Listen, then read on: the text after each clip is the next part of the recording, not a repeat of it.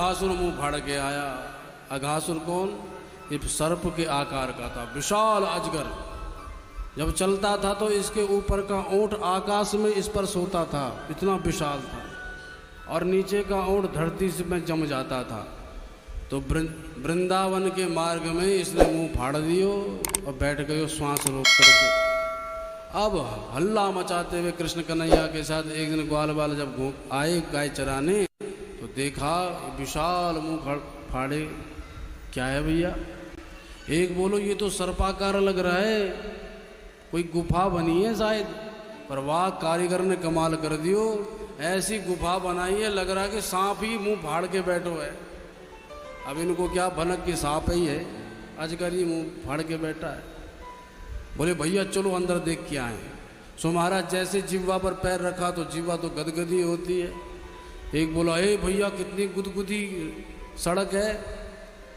बोला देखो ये ब्रजमंडल के जो बाबा हैं ना, इनके बड़े ठाट हैं, बड़े बड़े यजमान हैं इनके।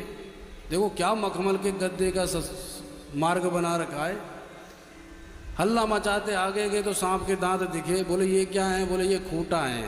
लगता है बाबाओं की आदत होगी कि सब खूंटे पे टांग के भीतर जाएं। अच्छा, आपस में ही शंका करते हैं, आपस में ही निराकरण भी कर देते हैं, इतने भोले भाले ब्रजवासी। कन्हैया ने पीछे से पुकारा, ए मधुमंगल रुक जा, ए श्रीदामा रुक जा, पर किसी ने नहीं सुनी। ऐसे ही जब हम पाप कर्म करते हैं तो अंतरात्मा दिख पर ब्रह्म परमात्मा हमें रोकते हैं, ये काम नहीं करना चाहिए। पर हम भगवान की अनसुनी करके अपनी चलाते हैं। ब्रजवासियों ने भी यही किया। कृष्ण कन्हैया की बात पर कोई ध्यान नहीं दिया और अपनी चलाते चले गए। जब अंदर जाने लगे तो एक ने शंका करी, ए भैया मुझे तो लग रहा ये अजगरी है, कहीं अजगरी निकल पड़ा तो हम तो सब मारे जाएंगे। तो दूसरा प्रबल विश्वास के साथ बोला, अगर ये वास्तव में अजगर होगा तो जैसे हमारे कन्हैया ने बकासुर मार दियो, इसको इसका मुंह भी फाड़ के फेंक देगो, बिल्कुल चिंता मत कर। भगवान पर इतना विश्वास। और हल्ला मचाते महाराज सब के सब भीतर चले गए। भगवान बोले अब भक्त चले गए तो हमको भी जाना होगा, रक्षा तो करनी है। जो मेरी शरण में है उसका रक्षा का भार मेरे हाथों में है।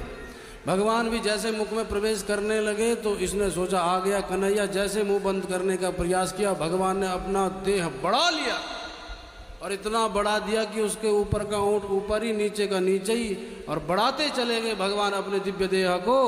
इसका मुंह फट गया, प्राणांत को प्राप्त हो गया। बोलो भक्त वत्सल भगवान की।